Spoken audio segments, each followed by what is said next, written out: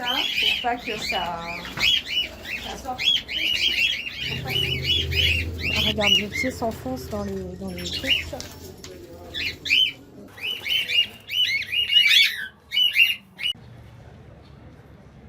Ça s'est plutôt bien passé. On a réussi à sortir tous les oiseaux. Il y en a au moins 150. Des cages qui sont minuscules, des oiseaux qui sont entassés. Là-bas, là j'ai une épisode. Il y a des graines qui arrivent jusqu'au mollet, sur le sol, des fientes de plusieurs centimètres dans les cages. Ah, regarde, le pied s'enfonce dans les trucs. Il y a des petits d'endémie, il y a des oiseaux qui sont très malades, qui sont très maigres. Il y a des tumeurs, il y a de la consanguinité parce que les oiseaux se reproduisent beaucoup entre eux. Et forcément, ça ne fait pas des oiseaux en bonne santé.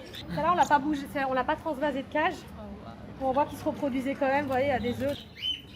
On pense que ça fait des dizaines d'années, que c'est comme ça, vu l'état de l'appartement. C'est une supposition, mais vu l'état de l'appartement, on pense que c'est ça. On pense que c'est des gens qui sont atteints d'un syndrome de Noé, donc c'est une accumulation d'animaux sans s'en rendre compte, sans en avoir conscience. Des personnes qui sont un peu dans le déni aussi. Ils partent sur Alos, auprès de l'association, ils vont faire une quarantaine. Et ils vont être soignés, et voilà, pour certains, parce qu'il y en a qui sont très malades, il y en a qui sont vraiment dans des états très inquiétants malheureusement. Donc là, une fois qu'ils seront retapés, l'association pourra les proposer à l'adoption dans de grands espaces, en groupe, dans de bonnes conditions.